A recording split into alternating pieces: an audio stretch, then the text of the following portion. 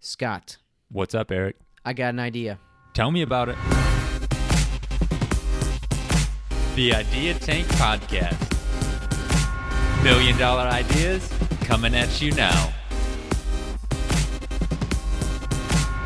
You're in the Idea Tank, where we change the world one idea at a time. Thanks for listening. Thanks for being here today, guys. We've got a great show for you today, and what I want to know right now is, Eric, how are you going to change the world? Scott, I'm going to talk about continuing the revolution that's happening right now in art.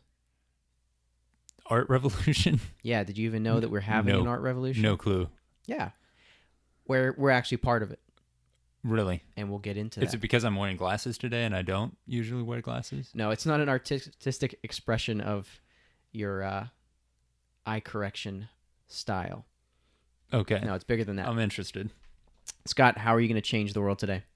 I'm going to take the Waffle House and make it a Waffle Kingdom. Ho-ho. Yeah, get ready. All right, well, before we get into that, let's check in on each other. Scott, what's going on in Scotland? I don't know what's going on in Scotland, but I do know what's going on in my own land, Scotland.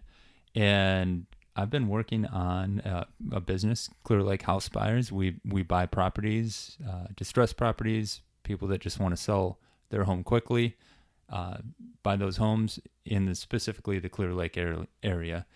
So League City, Texas, Friendswood, Texas, Seabrook, all around the Clear Lake area here. And I've been working with a great company called Postcard Mania. Postcardmania.com is their website, and they've been helping me develop a postcard to send out to baby boomers, essentially older people. One postcard. They're going to help you send out one postcard? 12,000 postcards. What? 12,000 postcards, says yeah. everyone who's never done real estate investment before. Yeah, exactly. What we can't send out are 50 postcards, 50 letters, and get a property. Oh, yeah. Yeah, for people listening, it's crazy to think you can send postcards to everybody in your neighborhood with the click of a button, right? Mm-hmm. There's some very great websites out there that help you narrow down your marketing list and to who you're going to market to. So you can market to people that are above 60 years old that have 80% or greater equity in their house. So you can get pretty specific. And so that's what's new in Scotland. So you're sending these postcards soon? Yes, we're going through the iteration of designing the postcard right now, and so I'm hoping by the end of the month we'll be able to send out these postcards. Okay. What's going on in Eric Land? Well, I'm thinking. I was going to say Audacity, but it's actually Audacity. I don't even know how to say the word, but there's a school going on. I'm going to call it Udacity. Udacity? No, that's not right. Udacity? It's got to be Udacity. I've never heard anybody, or never stored the information of how to say it, because it's like one of those words that you always read, like the names in the Lord of the Rings, but you've never pronounced them. Mm-hmm. You know who it is. You're familiar with them. Gotcha. They're kind of like your best friend, mm-hmm. but you don't know. I had a friend in college. His name was Squid, but I still to this day don't know what his real name was. Oh, okay. I thought you had a friend who you've only read their name. No. I wanted to hear more about this relationship. Yeah, I don't think that would be a real friendship. No. So I am learning more about programming. I've always wanted to do programming. And so what they do is they're trying to start a bit of revolution themselves. This isn't the art revolution? It's not the art revolution. Okay. This would be changing the way we think about learning. I mean, imagine you go to a lecture, right? It's 45 minutes long. It's with a professor who's been doing that for 20 years. Mm-hmm. He's basically putting on a performance once a semester, every semester. And it's been refined over the years. But what if you could take those 45 minutes and condense it down to exactly what's needed? Maybe he could even get with a studio who knows how to produce video content. Interesting. That's basically what they're doing. So that you have these short produced 3-minute videos to teach you a concept, and they give you an example. They give you quizzes, they give you homework, and then it all comes down to a project at the end. So what you're saying is the 4-year degree could be meaningless. Yeah, I mean, I think it's just simple economics to say most of them. I shouldn't say most. If you go to school for 4 years and you have the same job afterwards that you could have had before, that degree would be by definition useless. Yes, I agree. But yeah, I think that it's a objectively better form of the classroom experience. Now, with that format, can you make a class that can help people learn skills to make them more useful at jobs or at their jobs? To be determined. Mm-hmm. I'm trying to do that with HTML, CSS. We're going into Python next, and then Not the snake. not the snake, the language, which is tricky, like a snake, because I've used it before. Have you used Python? A little bit. I had my program wouldn't work, and I was confident. I wrote some, not trying to be arrogant, but it was some pretty good code, but it was not working. And so I asked these are the people at Code Academy, which is a good site too. And they said, oh yeah, were you using spaces or tabs? And I thought, what an irrelevant question. Wrong. Completely relevant. I had to go back and keep consistent with one type of spacing throughout all of my code. Mm-hmm. So not really looking forward to that, because using HTML and CSS, well, you can almost just type out what you want the computer to do. It's really simple. But from there, we're going to do JavaScript, and it's called the Introduction to Programming class. Cool. Then from there, you can do full stack development. You can do app development, and they're even going into classes that are more geared towards professionals who are trying to advance their careers, like machine learning, self-driving cars. That they're really targeting that if you're in your job and your boss is like, hey, we're doing this now, you weren't trained for that, this is going to be the solution. And they have places where you can go and get this done. I mean, there's college, which costs how much a year? Yeah, $10,000 a semester. Yeah, $10,000 a year. They've got room, board, everything.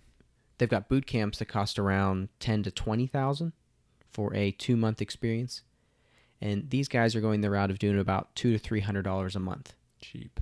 That's what they want to do. Affordable. That's good. Because again, you're not paying a professor to do his performance daily. You're paying for the one performance that was done well that one time, and is repeated over and over again. Cool. So I'm pretty excited. It's been enjoyable. It's a 4-week course. It's a 4-month course, and I'm trying to get it done in 2 weeks, which either means that I'm awesome, or the timeline is not a full-time timeline. Or the class is basically like watching Blue's Clues. Blue's Clues. Blue's Clues. Yeah, you go around and look for Blue's Clues, his paw print. Oh.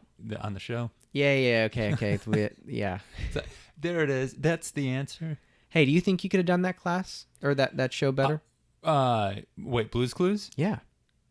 Could I have done it better? Of course. Or let me ask you this. Is there That's somebody that statement. you know in your life who you think, that guy could do Blue's Clues, but better?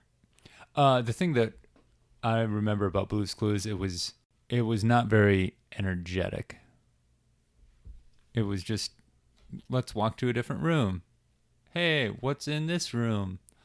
Let's go to a different place. Hey, Mr. and Mrs. Salt Shakers and Paprika. And the one thing I remember about this song, about the show, was the mail song.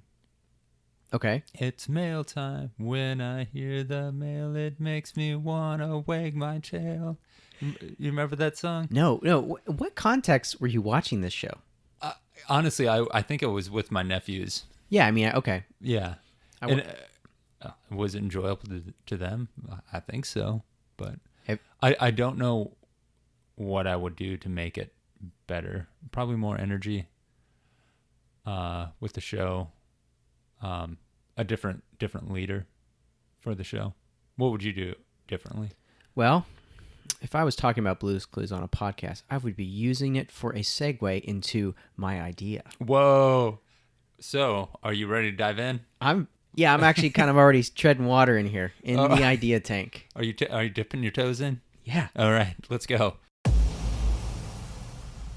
Quick thanks to our sponsor, OutsourceMyFunding.com. If you need a small business loan and the bank said no, you have plenty of options. In fact, too many options. Outsource My Funding is like priceline.com for all of your funding needs. Check them out. On with the show. So what's your idea, Eric? This idea is called iPublish. And there's two meanings there that'll come out. And again, this is going to continue the art revolution that you don't have you figured out yet what the art revolution is? From the word publish, I think it's books. Yes, that's Okay. where we're going with this. The revolution that I'm seeing now is social media. I could rename it the social arts. And that is that if you're an artist, you've got a platform to shine. The days are gone with convincing a studio executive that you have what it takes in whatever their field is, whether it be the movies, radio, what else? What else? You're blanking on my idea, Scott. You're supposed to be ready for that. I'm just thinking books. But, all right, think of these examples, right? Let's say you're at home and you're watching American Idol and you Okay. say, I can do that or better. Hey, you record yourself, you put yourself on YouTube. That's how Justin Bieber got to be now one of the top 5 people on YouTube. And I guess he's a top artist. Sure, why not? In less than 144 characters, can you give a better opinion than the New York Times? Yes. Jump on Twitter, show us. But what if you could have written a better story than the last book out there? How many mothers have said that they could have written the story that they just read to their kid? Like kids' books. Mm-hmm.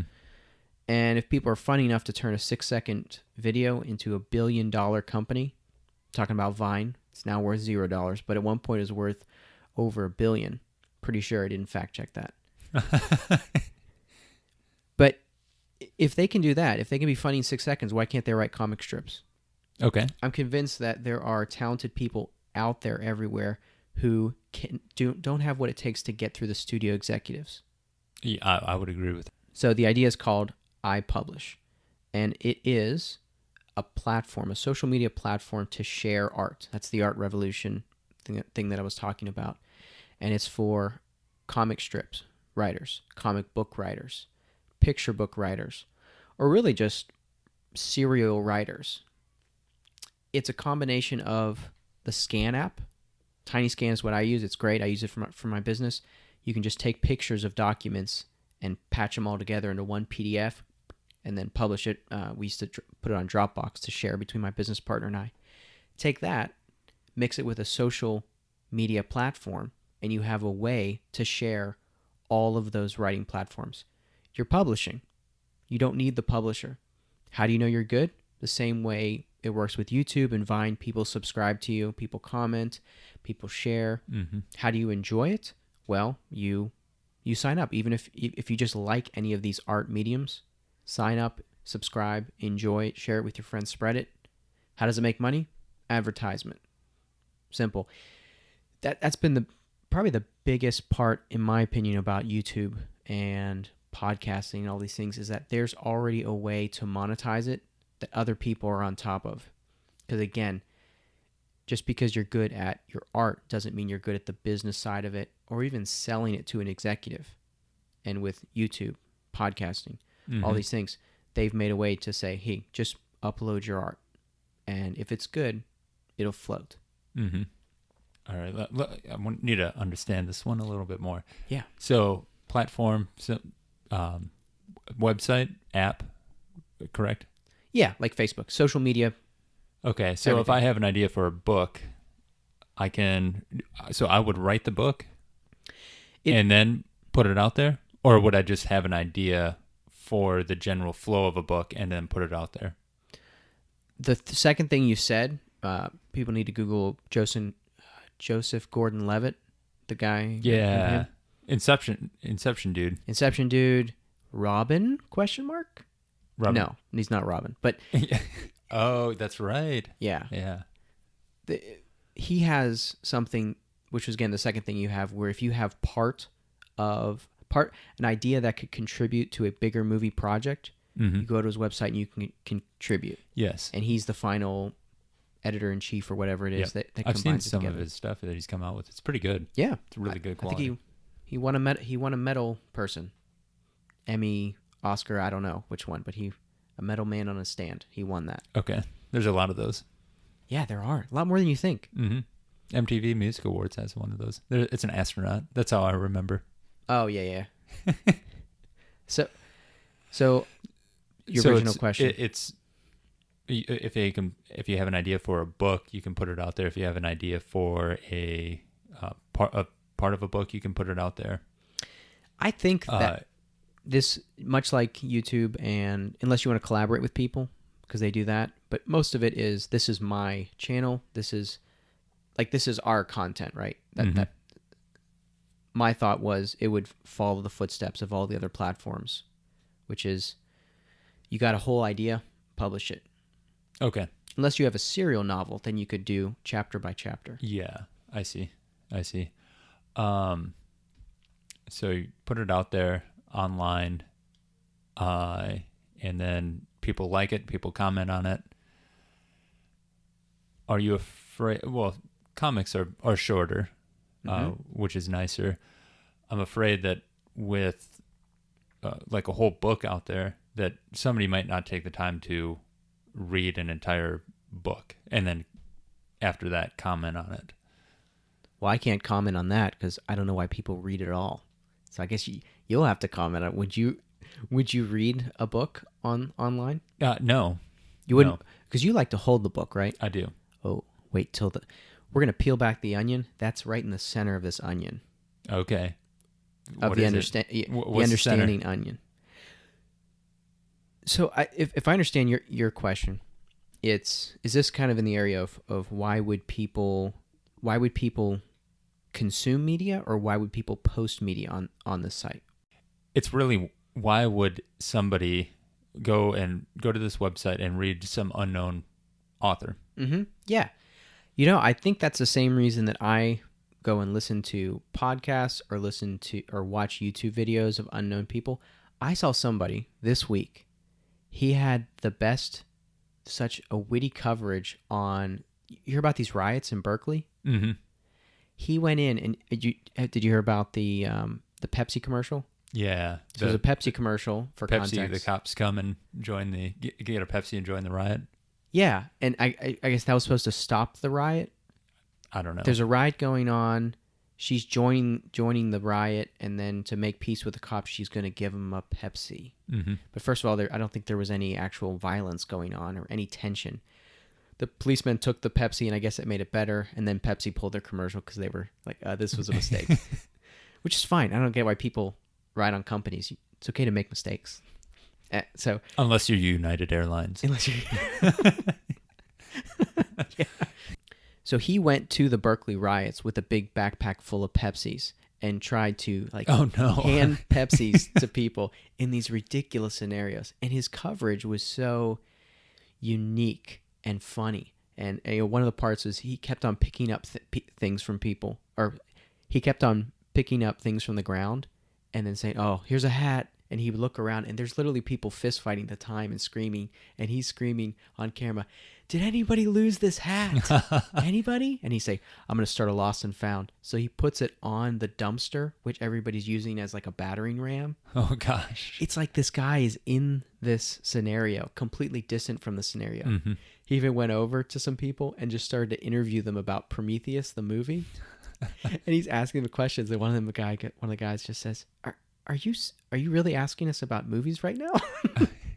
So anyway, okay, he is a unique taste of video entertainment, video art, and he cannot quit his day job to do that full time, like Anderson Cooper can, because he's got that whole thing. So all these platforms are really the don't quit your day job type of entertainers. Maybe they got one good idea. Maybe they got a lot of great ideas. So the reason why we would consume that product is either we're surfing around, or somebody shared it through the profile, or like we talked about last week, Facebook knows what you'll like, so it suggests it to you. And so I think there's some value in that, in having on your platform having genres of different things. As it gets to know you, it will recommend things for you to read, kind of like your Netflix. Yeah, YouTube right now is all about recommendations. It's even more so than your subscriptions. It's actually hurt some of the content producers because it used to just tell you, hey, the person that you subscribe to, the person that you said you liked, put new content. But now it's all about YouTube is saying, this is who we think you should consume. It knows. It does. It's pretty good. So does that answer your question? I think so. Actually, no, it doesn't. All right. From lies to honesty, as long as we get there. I still don't, besides being recommended to you, I still don't know why somebody would go to this website and look for something to read. If I'm anything like the normal person, which I understand I'm not, but I have a list of 20 books that I'd like to read right now that I just don't have time to read. Yeah. And I would be more apt to go to those than I would be to go to the website and read some unknown author. Sure. Yeah, it's really is one of those. It's the same as YouTube, and there are some people who I only consume videos from the movie theater, from the dollar theater, from Netflix, from YouTube, or a mixture of all of them, and it makes the assumption that because quality art has come through on all these other platforms, we just need a platform to bring about this art from these other mediums, from written mediums that are so great.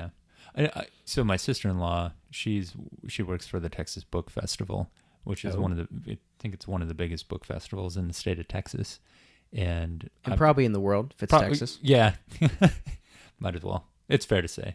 Yeah. But I could see somebody like her who she reads through piles of books in a given week. She would love a website like this, and it would help her to get in touch with new, different authors. The idea originally came about. I'm talking about me as if I'm some historical event. You're digging in the back of your memory back there. Yeah, I mean, I see parents reading to their kids, and you ever read to a little kid? Yes. I don't understand why a kid who is even addicted to an iPad, he loves hearing a book, and it's a great experience. But you kind of run out of books.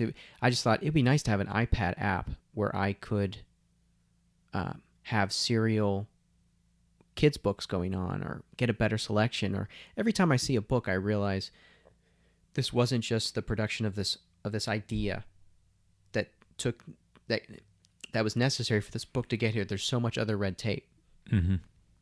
So I thought, I'd certainly open up my iPad app every night with one of my kids or one of my friends' kids, and say, well, what are we gonna read tonight?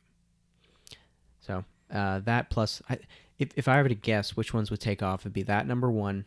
Number two would be comic books, because nerds have ideas on how they want their superheroes to adventure, and they have their own ideas. I'm sure that there's somebody out there who is scorned by the system and the man being Stan Lee, or whoever is in charge of DC. Or Chicago.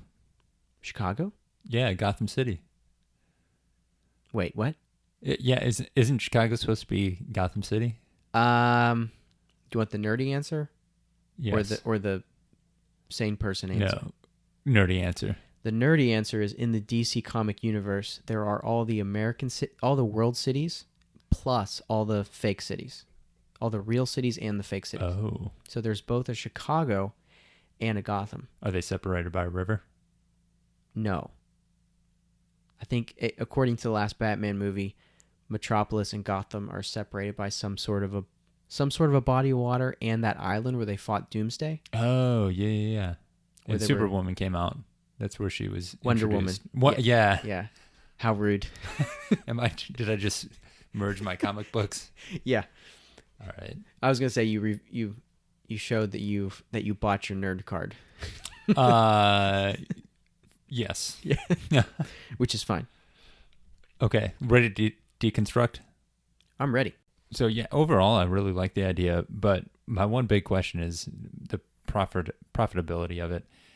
I know a lot of people when they have ideas, they just say, we'll make it up on affiliate marketing. We'll make it up on advertising." And you look at companies like Snapchat that in their prospectus after they went public, or during when they went public, they said in their perspective, "We are not profitable, and we don't know if we'll ever make a profit."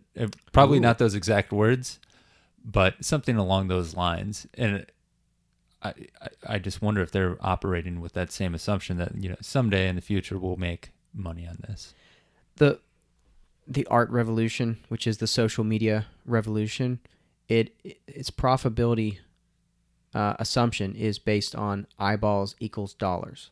It's this idea that there are people in the world who know how to get eyeballs on them, and then there are people who know how to sell stuff to those eyeballs.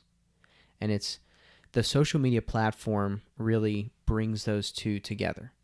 Because if you know how to make a funny video like Bat Dad, Wonderful videos. wonderful videos, and one of his funny videos is he merges him talking with Shark Tank. Oh, And his really? pitch is, I'm going to make 6-second videos with this mask on my face. And then he cuts to them laughing. But the reality is that was his full-time job. I think it is now in YouTube as well. Sure.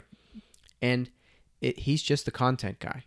There are people on YouTube who do both. They have good content and they have their own advertisers that they bring in. Like Dude Perfect is a monster. Mm-hmm. They have an empire out of that. But a lot of people, they don't.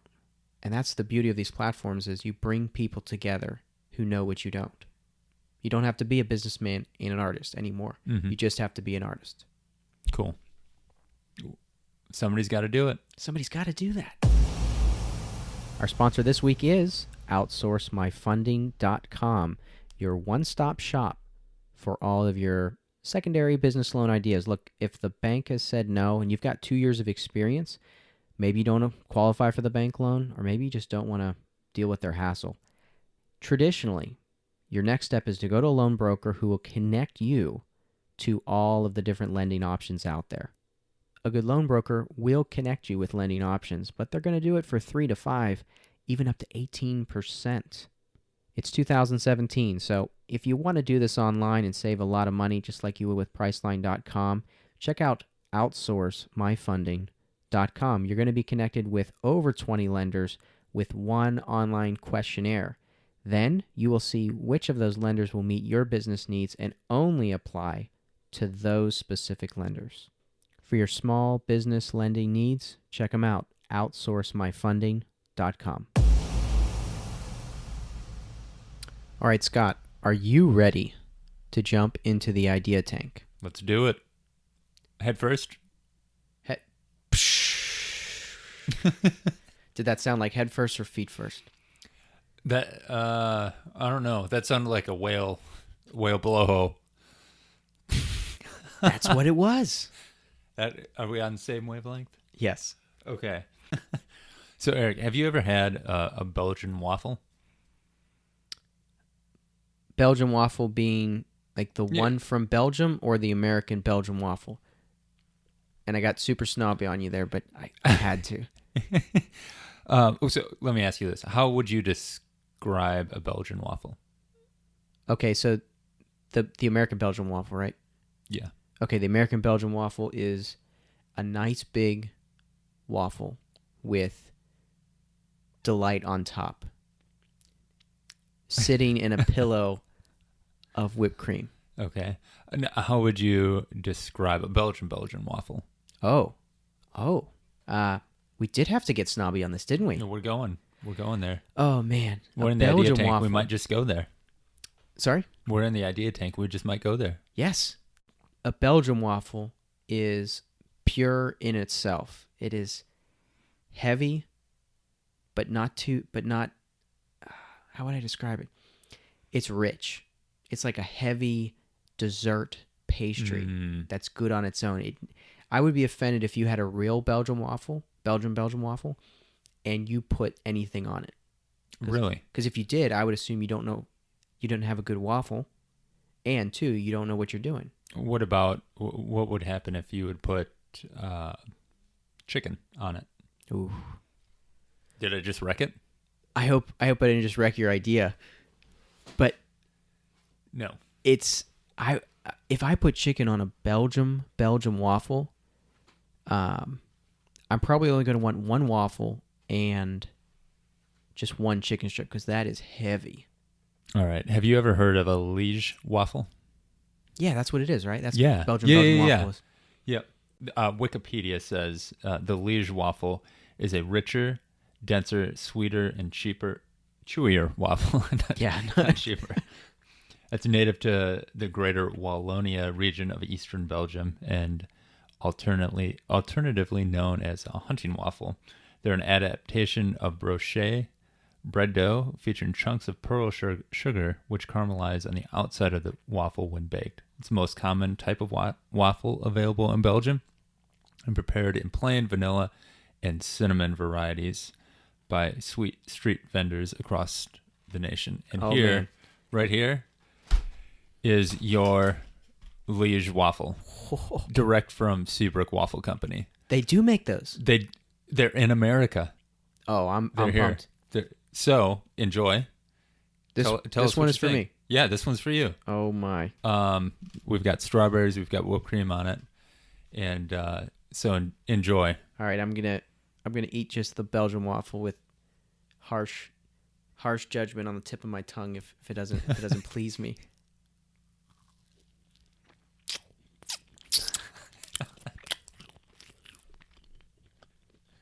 So what do you think? That's great. Yeah, really good, right? No, I didn't know they had these waffles there. Yeah, they're in America. They're in Seabrook, Texas. Because I used to live in Portland, Oregon, and Scott visited me there. And do you remember when we stopped for one of these waffles? We did? Mm-hmm. All I do is remember Pip's Donut. We had Pip's Donuts. Pip's Donuts is great. If you're ever in, it's the first place you should go from the airport in Portland. That's not where you took us first place. No. Come on, man. You're holding out. We didn't go there?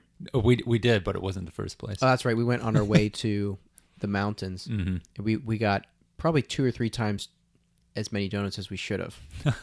They were delicious, though. I don't even know if we ate lunch. So these are in Portland? These are in Portland at a place called the Waffle Window. I took another bite. This is great. First reaction, I like this one better. Yeah. And this one takes me more to Belgium than the ones in Portland. Mm-hmm. So my idea is it's so good. And there's so many different things you can put on it. I'm just going to read from some of the Seabrook Waffle Companies. Okay, go ahead. Keep eating. Yeah, I'm busy here. Go ahead and read. So these things are like meals in themselves. They've got ones with Swiss cheese, ham, turkey, bacon, and raspberry jalapeno preserves on top. They've got ones with ham, bacon, and eggs on top. They've got a chicken and waffles version. They've got one with mac and cheese on top. Mac and cheese. Yeah. This is Seabrook Waffle House? This is Seabrook Waffle House. Yeah, this is pretty fancy. But as I was eating here the other week, I was just thinking, like, why isn't this a franchise? Why isn't this all over the U.S.? That's a great... Because I thought that when I ate it in Belgium. Mm-hmm. Why isn't this thing... I mean, maybe one reason is because who goes to Belgium, right? Mm-hmm. I didn't know. I mean, I even asked the German person, I said, what's the difference between Belgium and Germany? And he looked at me like I offended him. You probably did. I guess so. So I gave him the look of like, get over yourself, man. Like, tell me the difference between California and Texas. Yeah. I mean, there is, but I don't expect you to know that. Yeah, as I was eating it, I was just thinking, like, American citizens are satisfied with just a light, fluffy waffle, and we think those are like good, nice Belgian waffles. Like these are Belgian waffles. And the real trick to making these is adding pearl sugar to it. Pearl sugar? Pearl sugar. What is pearl sugar? Basically, it's a chunk of sugar. In layman's terms, that's about all I know about it. As far as I know, it's just basically regular sugar, but it's chunkier. I hope this chewing is being picked up because I'm still eating this whole thing. Yeah, it's pretty good, isn't it? And, I mean, you heard me from the beginning. I was even hesitant because I had a strong opinion that I didn't know if it was going to ruin your idea. So I was weighing, like, do I tell them that I think American Belgian waffles are, like, in comparison, they pale in comparison. I mean, they're good. I mean, you give me American Belgian waffle, I'm going to eat it, I'm going to enjoy it. But 10 times out of 10, you're going to be picking this. Absolutely. I think the whole time, right? Just like you said, yeah, 10 times out of 10. So I like this. I like this.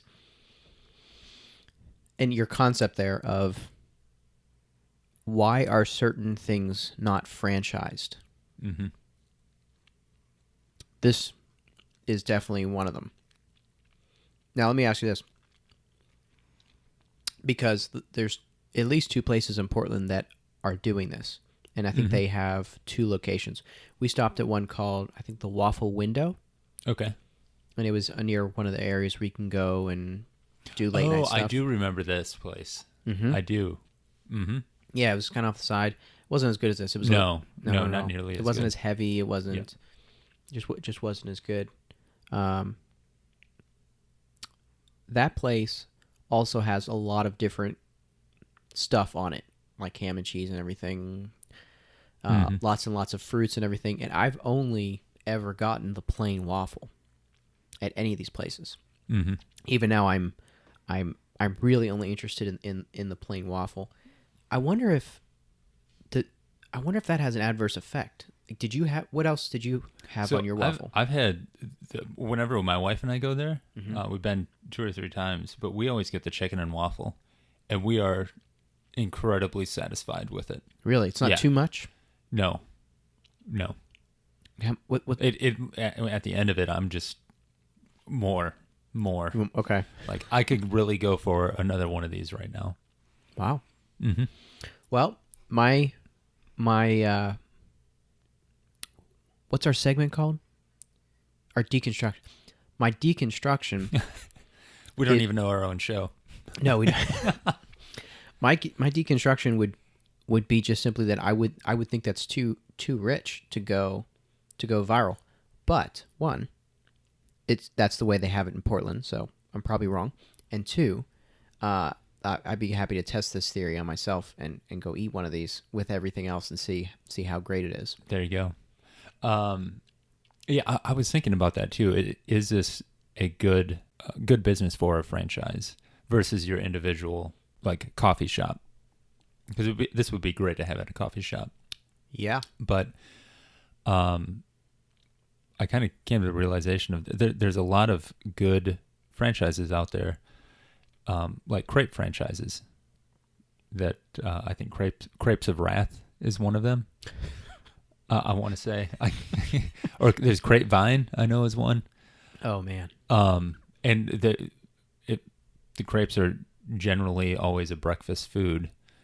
And you put your strawberries or blueberries or some type of berries on it, but they can make them crepes into all kinds of other different meals out of it. And I was thinking this is very much a crepe like franchise. I'll let me see if I can give you some information. You might not know. It might help you advance this idea. When do Belgians, and in what context do they eat waffles? Is this a joke? No, this is well. It's going to be funny. When do they eat waffles? Yeah, the Belgian waffles. Yeah, when do they eat them? When do they eat them? Okay, so they eat them on dates. Oh, really? It's like a dessert date food. And I found this out because I went to Belgium with my boss's boss. Do you went on a date with your boss? Well, I asked him on a date.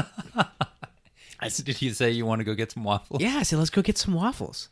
And, really? And he giggled, which he normally never did. I mean, I shouldn't say giggled. It wasn't like a schoolgirl, but he laughed. Okay, that might mean something else. Yeah. Did he have googly eyes at you? No. Okay, that's good. He didn't normally laugh, like, ever. And so this time he laughed, and he explained to me that it's a date food. And I ate it like for breakfast, and then I ate their French fries. You could have something with a Belgium themed fast food restaurant. But why? Yeah. I don't know how somebody could eat this waffle and say, I'm happy to not be able to access this easily. You know what I think somebody needs to do with this idea? Get out of the idea tank, jump into the Shark Tank. Oh, well done. Well done. Yeah. Boy, even kind of the premise of our show is that we're sharing ideas to change the world by you changing the world, you, the listener, so we don't have to do this. But, and I guess in terms of our motivation to do this, how much is this waffle? This waffle was $6. $6. So, yeah. Oh, You're wow. eating more of it. No, it tastes better now. Tastes richer. Yeah, right? Zing. Zing, zing, zing. I Yeah, $6 for it. $6. And So it's probably, 4 or 5 inches in diameter? I want to say that in Belgium it was about $2. Okay. And one place in Portland, you get them for $2. But if you got them with all the fancy toppings, which you did, then it costs more. Yep. Do you know how much that costs just the one? Just plain. They only have one topping ones, which is $5. Well, in Belgium, they have like a little stand, Mm-hmm. kind of like one of those coffee. Is it like a hot dog cart, but a waffle cart? The ones I remembered were more like your drive-through coffee shops, Mm-hmm. where it was a small facility. It wasn't a cart. Mm-hmm. The crepes were on carts. A crepe cart. I like the idea, but I'm pretty content going and getting one of these on my own. So they're good. If you don't live in Southeast Houston or Belgium, tough bananas. Or Portland. Or Portland. But this is better. Mm-hmm. Sorry, Portland. Pip's Donuts, pretty fantastic. It's a different thing. These are great. You know what, Scott? What's that? Somebody's got to do this. Somebody's got to do this idea. I just took a bite with the whipped cream and strawberries on it.